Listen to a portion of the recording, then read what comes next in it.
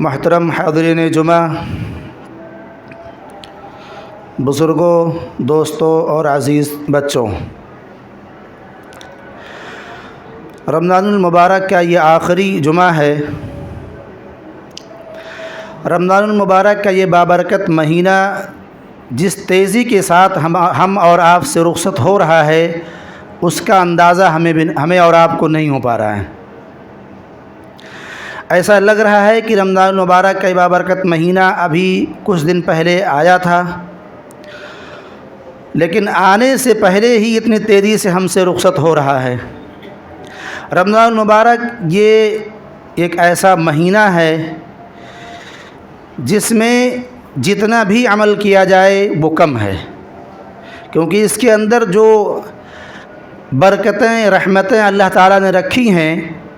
وہ اس مہینے کے حساب سے انسان جتنی کوشش کرے، جتنا بھی عمل اس کے اندر کرے، وہ اس کے حساب سے کم ہے۔ محترم سامعین کرام، ابھی آپ حضرات کے سامنے قرآن کریم کی ایک مکمل صورت تلاوت کی گئی ہے، اور اس کے علاوہ ایک صورت کی 2 آیات کی تلاوت آپ کے سامنے ہوئی ہے۔ رمضان المبارک کا یہ آخری عشرہ چل رہا ہے۔ اس عشرے کی بہت فضیلت ہے، کیونکہ اسی عشرے میں ایک ایسی رات آتی ہے جس میں اگر انسان اس رات کو پا لے اور پانے کے ساتھ ساتھ اس رات کو عبادت میں گزارے، تو اللہ تعالیٰ فرما رہا ہے خیر من الف شہر، یہ 1000 مہینوں سے بہتر ہے۔ اس رات کی عبادت اگر انسان اس رات کو جاگ کر عبادت میں گزارے اس رات کو، تو یہ 1000 مہینوں سے اس کے لیے بہتر ہوگی۔ 1000 مہینے تقریباً 83 سال 4 مہینے بنتے ہیں۔ یہ امت محمدیہ کے لیے اللہ تعالیٰ کی طرف سے بہت بڑی نعمت ہے کہ ایک رات کی عبادت ہم کرتے ہیں، اور اس کے بدلے میں اللہ تعالیٰ نے ہمارے لیے جو ثواب رکھا ہے، جو انعامات اور اکرامات رکھے ہیں، وہ 83 سال کے برابر ہیں۔ وہ اس وجہ سے ہے کہ اس امت کی عمریں بہت چھوٹی ہیں۔ جو گزشتہ قومیں تھیں، جو گزشتہ امتیں تھیں، ان کی عمریں بہت لمبی لمبی ہوا کرتی تھیں۔ 900 سال، 950 سال، 1000 سال، 1500 سال انسان کی زندگی ہوا کرتی تھی، جبکہ اس امت کے بارے میں نبی کریم صلی اللہ علیہ وسلم نے فرمایا ہے کہ میری امت کے لوگوں کی جو عمریں ہوں گی وہ 60 اور 70 کے بیچ میں ہوں گی۔ تو نبی کریم صلی اللہ علیہ وسلم سے صحابہ کرام نے عرض کیا کہ جب ہماری عمریں اتنی کم ہیں اور پہلے کے لوگ ہم سے زیادہ ان کی عمریں ہوا کرتی تھیں، تو وہ زیادہ عبادت کرتے تھے، وہ اللہ تعالیٰ کے بعد میں اپنا وقت زیادہ لگاتے تھے، تو ان کو ثواب زیادہ ملے گا۔ تو اللہ تعالیٰ نے ہمیں وہ عبادت اور وہ ثواب حاصل کرنے کے لیے ہمارے لیے ایک ایسی رات رکھ دی ہے کہ جس کے اندر ہم اگر عبادت کرتے ہیں اور اس کو شب بیداری میں اس رات کو گزارتے ہیں، تو ہمیں اور آپ کو ایک رات کی عبادت کا ثواب 83 سال کے برابر ملتا ہے۔ محترم سامعین کرام، آخری عشرے میں زیادہ سے زیادہ عبادات کرنی چاہیے، اللہ تعالیٰ سے دعائیں کرنی چاہیے، اور اللہ تعالیٰ سے جو ہم سے گناہیں ہو چکی ہیں ان کی مغفرت کرنی چاہیے اور سچی توبہ کرنی چاہیے، جیسے کہ اللہ تعالیٰ کا ارشاد یا ایھا الذین آمنوا توبوا الی اللہ توبۃ نصوحا، اے وہ لوگوں جو ایمان لائے ہو، اللہ تعالیٰ سے سچی توبہ کرو۔ جو گناہ کے کام ہم سے ماضی میں ہو چکے ان کو بھول کر کہ اب آئندہ ہم سے وہ گناہ نہیں ہوں گے، اس پر شرمندہ ہوں، اللہ کے حضور گڑ گڑائیں، اللہ تعالیٰ سے بخشش طلب کریں، جیسا کہ اللہ نے فرمایا ہے ادعوا ربکم تضرعا وخفیا، کہ تم اپنے رب کو پکارو، کیسی؟ تضرعا وخفیا، گڑ گڑا کر اور انتہائی پوشیدہ کی حالت میں، رات کی تاریکی میں، رات کے آخری پہر میں۔ اور اس عشرے میں سابقوا الی مغفرۃ من ربکم وجنۃ عرضها كعرض السماء اعدت للذین آمنوا باللہ ورسلہ، اے لوگو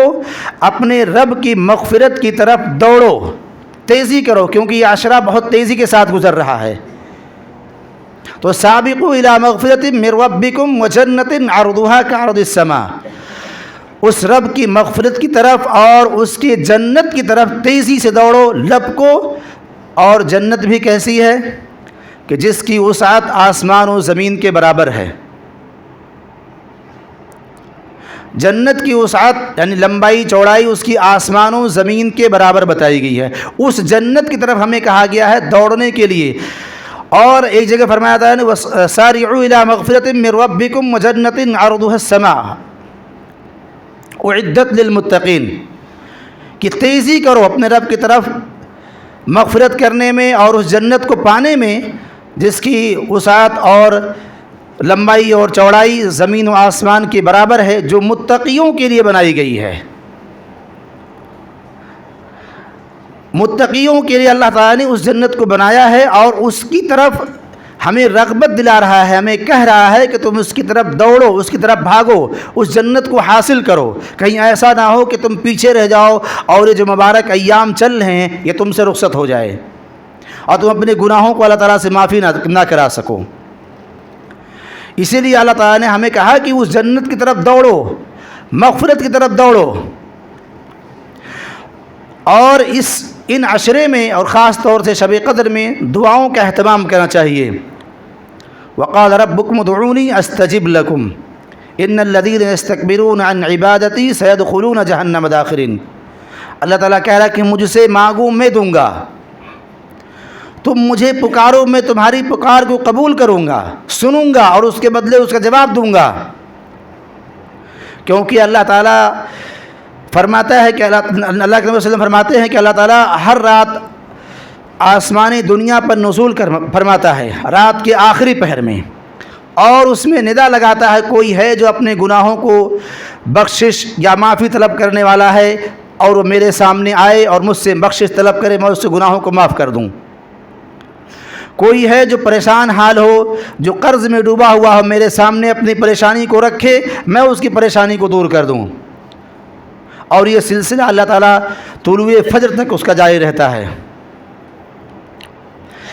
اس عشرے میں انفاق فی سبیل اللہ، اللہ تعالیٰ کے راستے میں خرچ کرنا، غریبوں، مسکینوں، بیواؤں، یتیموں اور دیگر محتاجوں کا بھی اس عشرے میں خاص طور سے خیال رکھنا چاہیے۔ جو صاحب ثروت ہیں، جو صاحب حیثیت ہیں، ان کو چاہیے کہ اللہ تعالیٰ کے راستے میں اس عشرے کے اندر زیادہ سے زیادہ خرچ کرنا چاہیے۔ اور صرف یہی نہیں کہ جو غریب ہیں، مسکین ہیں، فقیر ہیں انہی کو دیا جائے، بلکہ اگر کوئی انسان صاحب حیثیت ہے تو اس کے ماتحت جو لوگ کام کر رہے ہیں ان کا بھی خاص خیال رکھنا چاہیے۔ مثال کے طور پر کوئی انسان کسی کمپنی کا مالک ہے، اس کمپنی کے اندر جتنے بھی امپلائی کام کر رہے ہیں ان کے اوپر بھی ان کو خرچ کرنا چاہیے اور ان کے ساتھ نرمی کا معاملہ کرنا چاہیے۔ کوئی انسان کسی اور چیز کا مالک ہے، اپنے حیثیت سے جو انسان جس چیز کا مالک ہے، جس فیلڈ میں ہے، اس فیلڈ میں اپنے حساب سے اس کو ہر اعتبار سے خرچ کرنا چاہیے۔ اور اس عشرے میں جو 2 راتیں باقی رہ گئی ہیں اس میں اللہ تعالیٰ سے خصوصی طور سے لگاؤ رکھنا چاہیے، کیونکہ ممکن ہے کہ ہو سکتا ہے کہ دو جو راتیں بچی ہیں وہی یہی شب قدر ہو، کیونکہ ہمیں اور آپ کو حکم دیا گیا ہے کہ آخری عشرے کی طاق راتوں میں شب قدر کو تلاش کرنا ہے۔ یہ نہیں بتایا گیا کہ 27ویں، 25ویں یا 23ویں یا 21ویں شب میں شب قدر ہوتی ہے، اس کو مخفی رکھا گیا ہے، اس کو چھپا کر رکھا گیا ہے۔ کیوں؟ اس کی وجہ یہ ہے تاکہ بندہ ان 5 راتوں میں پوری کوشش کرے، پوری محنت اور لگن کے ساتھ اس رات کو تلاش کرنے میں لگا دے۔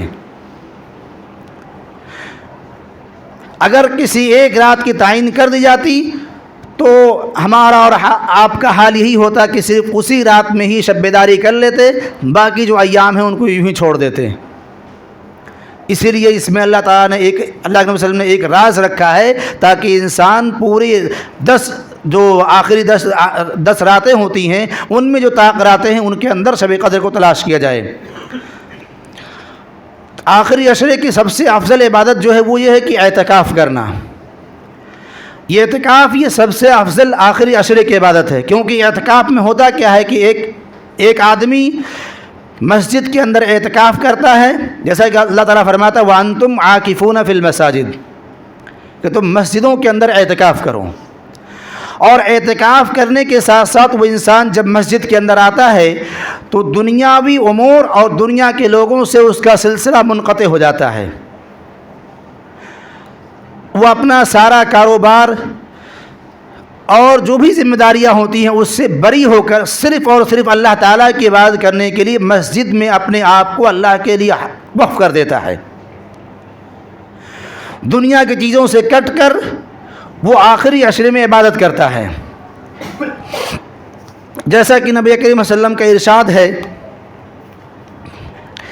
عائشہ رضی اللہ تعالی عنہ بیان کرتی ہیں کان النبی صلی اللہ علیہ وسلم یعتکف العشر الاواخر من رمضان حتی توفی اللہ، کہ نبی کریم صلی اللہ علیہ وسلم رمضان کے آخری عشرے میں اعتکاف کرتے تھے، مسجد کے اندر آ کر اللہ تعالیٰ کی عبادت کیا کرتے تھے یہاں تک کہ آپ کی وفات ہو گئی.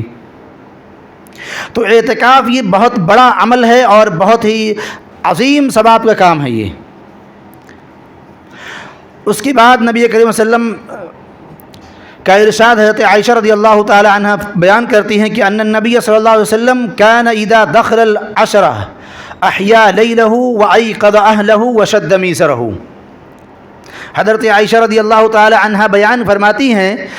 کہ جب رمضان المبارک کا آخری عشرہ آتا تو نبی کریم صلی اللہ علیہ وسلم خود بھی راتوں کو جاگتے تھے اور اپنے گھر والوں کو بھی جگاتے تھے. وشد میسرہ، اور اپنی کمر پوری طور سے کس لیا کرتے تھے، یعنی عبادت میں بہت محنت کیا کرتے تھے. خود بھی جاگنا ہے اور اپنے گھر والوں کو بھی اس میں جگانا ہے. بچے ہیں، عورتیں ہیں، ماں اور بہنیں ہیں، ان سب کو بھی اس کی فضیلت کے بارے میں بتانا ہے اور ان کو ساتھ میں لے کر جگانا بھی ہے تاکہ وہ بھی اس میں اس ثواب کے اندر شامل ہو سکیں. اسی طرح سے نبی کریم صلی اللہ علیہ وسلم فرمایا، حضرت عائشہ رضی اللہ تعالی عنہ بیان کرتی ہیں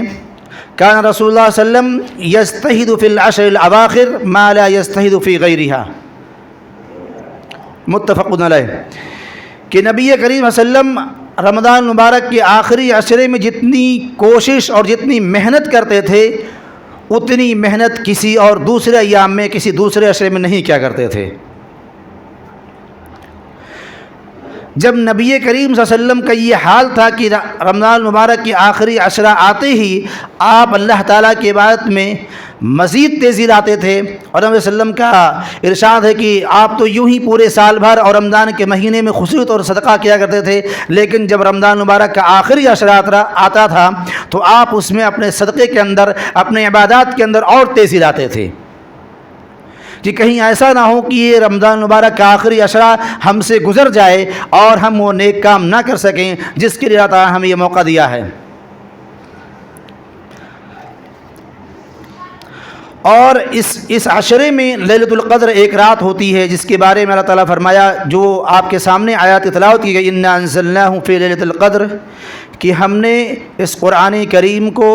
لیلۃ القدر میں نازل فرمایا. وما ادراک ما لیلۃ القدر، اور لیلۃ القدر کیا ہے یہ آپ کو نہیں معلوم. لیلۃ القدر خیر من الف شہر، لیلۃ القدر ایک ایسی رات ہے جو 1000 مہینوں کے برابر ہے،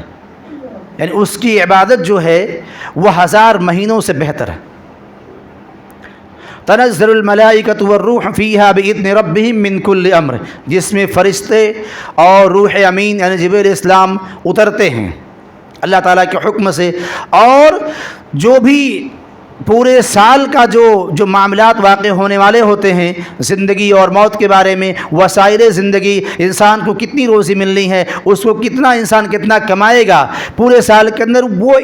اس رات کے اندر اس کا فیصلہ کر دیا جاتا ہے. اور فیصلہ کرنے کے بعد جو فرشتے اس کے لیے مقرر کیے گئے ہیں ان کاموں کے لیے ان کے حوالے وہ کر دیا جاتا ہے کہ اب سال بھر کے فیصلے ہو گئے، اب فرشتے اسی کے مطابق ہی عمل کریں گے جو جس کے حوالے جو کام دیا گیا ہے. سلام ہی حتی مطلع الفجر، اور یہ رات سلامتی والی ہوتی ہے یہاں تک کہ طلوع فجر ہو جاتا ہے۔ اب ایک تو اس رات کے اندر بتایا گیا ہے کہ یہ قرآن کریم اس رات کے اندر نازل ہوا شب قدر میں، تو اس کا مطلب یہ ہے کہ قرآن کریم کو بیت العزہ سے اتار کر آسمان دنیا پر رکھا گیا پورا قرآن کریم، اور پھر وہاں سے جس طرح سے دنیا کے اندر ضرورت پیش آتی رہی حالات اور احوال کے اعتبار سے قرآن کریم 23 سالوں میں اترتا رہا، جیسے اس کی ضرورت ہوئی، جس حساب سے جس آیت کی ضرورت ہوئی اللہ تعالیٰ بتدریج آہستہ آہستہ نبی وسلم پر اس کو اتارتا رہا۔ تو اس حساب سے یہ رات بہت فضیلت والی ہے، اور قرآن کریم جیسی عظیم کتاب کو اس رات کے لیے انتخاب کیا گیا، اس کی عظمت اور بڑھ جاتی ہے۔ اور قرآن کریم بھی کیسی کتاب ہے جس کے پڑھنے میں بتایا گیا کتنا ثواب ہے، اس کے ہر پر 10 نیکیاں ملتی ہیں، اور رمضان مبارک کے مہینے میں نیکیاں مزید بڑھا دی جاتی ہیں۔ اب اگر کوئی انسان ایک پڑھتا الف لام میم، تو اس کے اندر 3 حرف ہوتے ہیں اور اس کے لیے 30 نیکیاں لکھی جاتی ہیں۔ اور یہ قرآن کریم ایسی کتاب ہے جس کو مکہ والوں نے کہا تھا کہ یہ قرآن کریم جو محمد صلی اللہ علیہ وسلم ہم کو پڑھ کر سنا رہے ہیں یہ خود انہی کا لکھا ہوا ہے، خود انہی کا گڑھا ہوا ہے، خود انہوں نے بنا لیا ہے، یا کچھ ان کے جنات ساتھی ہیں جو ان کو بنا کر دیتے ہیں، یہ ہم پر پیش کرتے ہیں۔ تو قرآن کریم نے اسی بات کی طرف اشارہ کرتے فرمایا قُلْ لَئِنِ اجْتَمَعَتِ الْإِنسُ وَالْجِنُّ عَلَىٰ أَن يَأْتُوا بِمِثْلِ هَٰذَا الْقُرْآنِ لَا يَأْتُونَ بِمِثْلِهِ وَلَوْ كَانَ بَعْضُهُمْ لِبَعْضٍ ظَهِيرًا، کہ اگر تم یہ کہتے ہو کہ یہ قرآن محمد صلی اللہ علیہ وسلم نے گڑھ لیا ہے، یا انہوں نے اپنے سے بنا کر اور کچھ جنات ان کی مدد کر رہے ہیں، تو تم بھی اس جیسے کوئی کتاب لا کر پیش کر دو۔ اور صرف مکہ والے نہیں کہ مکہ کے لوگ ہی لا کر پیش کریں، پوری دنیا کو چیلنج کیا گیا کہ جو دنیا کے اندر جتنے بھی انسان بستے ہیں اس کے ساتھ ساتھ بھی جناتوں کو ملا لیا جائے، اور ایک دوسرے کے معاون اور مددگار ہو جائیں، اس کے بعد اس قرآن کریم جیسی ایک کتاب یا کوئی صورت لا کر پیش کر کے دکھائیں۔ پھر قرآن نے کہا ام یقولون افترا قل فأتوا بعشر سور مثلی، اس جیسی 10 آیتیں ہی پیش کر دو۔ آخر میں چیلنج اور کم ہو گیا کہ ایک آیت ہی پیش کر کے دکھا دو۔ اس میں ہم اور آپ کے لیے سبق یہ ہے کہ ایک آیت 10 آیت یا قرآن کریم جیسی کوئی کتاب پیش کرنا یہ انسانوں کے بس کی بات ہے ہی نہیں، کیونکہ یہ قرآن کریم کسی انسان کا یا کسی دوسری مخلوق کا کلام ہے ہی نہیں۔ اس قرآن کریم کے بارے میں اللہ تعالیٰ نے فرمایا انا نحن نزلنا الذکر وانا لہ لحافظون، کہ ہم نے ہی اس قرآن کریم کو نازل کیا ہے اور ہم ہی اس کی حفاظت کرنے والے ہیں۔ اس کی حفاظت کی شکلیں مختلف ہوتی رہتی ہیں ہر زمانے کے حساب سے۔ تو قرآن کریم جیسی بابرکت کتاب کو اس رات میں نازل کرنے کے لیے اس رات کا انتخاب کیا گیا۔ قرآن کریم کو پڑھنے کے بارے میں کہا گیا کہ یہ رمضان المبارک کا مہینہ جو چل رہا ہے اس میں ہمیں زیادہ سے زیادہ اللہ تعالیٰ کے قرآن کریم کی کتاب کی تلاوت کرنی چاہیے، کیونکہ یہ ماہ رمضان یہ ماہ قرآن بھی ہے، کیونکہ اسی رمضان کے مہینے میں قرآن کریم کا نزول شروع ہوا، شہر رمضان الذی انزل فیہ القرآن ھدی للناس وبینات من الھدی والفرقان۔ رمضان مبارک کا وہ بابرکت مہینہ ہے جس کے اندر قرآن کریم کو نازل کیا گیا۔ کیسی کتاب ہے یہ؟ ھدی للناس، لوگوں کو ہدایت دیتی ہے، لوگوں کو سیدھے راستے پر رہنمائی کرتی ہے، اچھی اور بھلائی کی طرف ان کو بلاتی ہے۔ وبینات من الھدی والفرقان، حق اور باطل کے درمیان واضح طور سے فرق کرتی ہے کہ حق کیا ہے باطل کیا ہے، کیونکہ اس کتاب کا در امتیاز اور اس کتاب کے اتارنے کا مقصد یہی تھا کہ جو دنیا کے اندر جو باقی ادیان پائے جا رہے ہیں اس کی قرآن کریم یہ مکمل طور سے بائیکاٹ کرے اور یہ بتائے لوگوں کے سامنے، اس کو باور کرائے، اعلان کرے کہ یہ قرآن کریم آیا ہے اسلام کو بلند کرنے کے لیے اور اسلام کے بارے میں اپنے سچی تعلیمات کو لوگوں کے سامنے اجاگر کرنے کے لیے، کیونکہ قرآن کریم جیسی کوئی کتاب ہے ہی نہیں۔ کہ جس کے پڑھنے میں، سننے میں، اس کے معنی و مطالب کو غور کرنے میں ثواب ملتا ہو۔ اسی لیے قرآن کریم کو رمضان المبارک کے اندر تلاوت کا معمول بنانا چاہیے، اور تلاوت کے ساتھ ساتھ اس کے معانی و مطالب کو سمجھنے کی کوشش کرنی چاہیے، کیونکہ سمجھنے اور اس کے تراجم کو پڑھنے سے ہمیں اور آپ کو معلوم ہوگا کہ اس کتاب کے اندر کیا لکھا ہے۔ رب العالمین ہمیں اس کتاب کو ہمارے ذریعہ اس کتاب کے ذریعہ ہمیں کیا پیغام دینا چاہتا ہے، اس کتاب کو اللہ نے کیوں نازل فرمایا ہے۔ ذالک الکتاب لا ریب فیہ، کہ اس کتاب کے اندر کوئی شک و شبہ کی کوئی گنجائش ہی نہیں ہے۔ تو جب ایسی کتاب ہمارے پاس موجود ہے جس میں نہ تو شک ہے نہ کوئی شبہ کی گنجائش ہے، تو ہمیں ضرور اس کا مطالعہ کرنا چاہیے اور اس کے تراجم اور مطالب کو سمجھنے کی کوشش کرنا چاہیے کہ آخر اللہ تعالیٰ نے اس کتاب کے اندر کیا رکھا ہے، کیوں اس کو پڑھنے کے لیے ہمیں بار بار کہہ رہا ہے، کیا وجہ ہے کہ اس کی تلاوت کے لیے ہمیں ابھارا جا رہا ہے۔ کچھ تو ایسی چیزیں ہوں گی جس کے بارے میں اللہ تعالیٰ ہمیں یہ کہہ رہا ہے کہ ہم اس کتاب کو پڑھیں اور اس کو سمجھیں، سمجھنے کے ساتھ ساتھ اس پر عمل کریں، کیونکہ اصل زندگی جو ہوتی ہے وہ عمل کے ہی حساب سے ہوتی ہے۔ پڑھنا اور سننا یہ معنی نہیں رکھتا ہے، بلکہ زندگی میں ان الذین آمنوا وعملوا الصالحات، ایمان لانے کے ساتھ ساتھ نیک عمل کا ذکر کیا گیا ہے۔ صرف ایمان لانا کافی نہیں ہے کہ ہم مومن ہوں گے، ایمان لے آئے، اسلام قبول کر لیا، یہ کافی ہمارے لیے جنت میں جانے کے لیے نہیں، بلکہ اس کے ساتھ ساتھ میں ہمیں نیک عمل کرنا چاہیے، نیک عمل کرنا ہے، اور وہ بھی کیسے کرنا ہے؟ جیسے نبی نے بتایا ہے، جیسے اللہ نے کرنے کا حکم دیا ہے، وَمَا آتَاكُمْ الرَّسُولُ فَخُذُوهُ وَمَا نَهَاكُمْ عَنْهُ فَانْتَهُوا، جو کچھ رسول ہمیں دیں اس کو ہمیں لینا ہے، جس سے روک دیں اس سے ہمیں رک جانا ہے۔ اس میں قیل و قال کی گنجائش نہیں ہے کہ نبی نے ایسا کیوں کہا ہے، ہم اس سے کیوں رکیں، اس کو کیوں عمل کریں اس پر، کیونکہ ہمارا دماغ جو ہے اس کے اندر راز رکھے گئے، جو رموز چھپا کے رکھے گئے، وہاں تک نہیں پہنچ سکتا ہے۔ بس اللہ نے کہہ دیا ہے تو ہمیں جیسا کہا کہ وَمَن يُطِعِ اللَّهَ وَرَسُولَهُ فَأُولَٰئِكَ مَعَ الَّذِينَ أَنْعَمَ اللَّهُ، کہ جو اللہ اور اس کے رسول کے اطاعت کرتے ہیں وہ کیسے لوگ ہیں؟ فَأُولَٰئِكَ مَعَ الَّذِينَ أَنْعَمَ اللَّهُ، وہ لوگ ہیں جن پر اللہ تعالیٰ نے اپنا انعام کیا، جن پر اللہ تعالیٰ نے اپنا انعام اور اکرام نازل کیا، وہ وہی لوگ ہیں صراط الذین انعمت علیہم، جو ہم اور آپ سورہ فاتحہ ہر نماز کی ہر رکعت میں اس کو پڑھتے ہیں۔ صدیقین، شہداء، صالحین، یہ ہیں نیک لوگ۔ تو قرآن کریم یہی کہہ رہا ہے کہ ہم اس کو بار بار پڑھیں، اس کو سمجھیں۔ آج دنیا کی ہر زبان میں تقریباً قرآن کریم کے تراجم موجود ہیں، تو ہمیں اور آپ کو کوشش کرنی چاہیے کم از کم رمضان کے اندر یا اپنی زندگی کے اندر اپنی زندگی کا ایک شیڈول بنانا چاہیے کہ ہم آج ایک آیت کو سمجھیں گے، پڑھیں گے اور اس کے مطابق عمل کریں گے۔ جیسا کہ صحابہ کرام کا معمول ہوا کرتا تھا کہ وہ نبی کریم صلی اللہ علیہ وسلم سے 10 آیتیں سیکھتے تھے،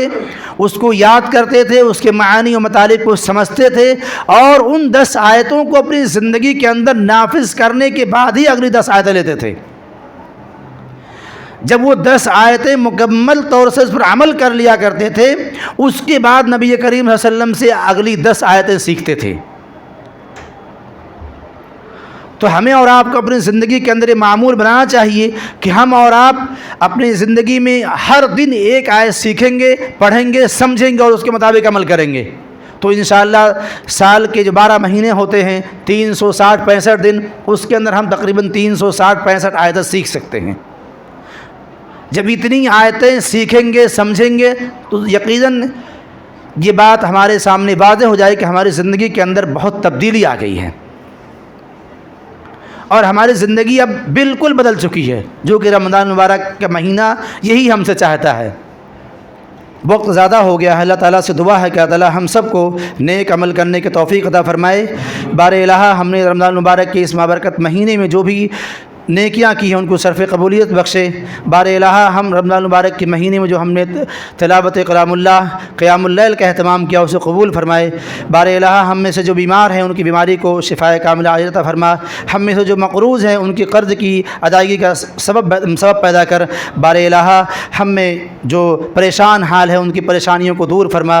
بار الہ جو مسلمان جہاں بھی کہیں بھی پریشانی سے گزر رہے ہیں ان کی پریشانیوں کو دور فرما۔ اللہ تعالی ہم سب کو نیک عمل کرنے کی توفیق عطا عطا فرمائے، آمین۔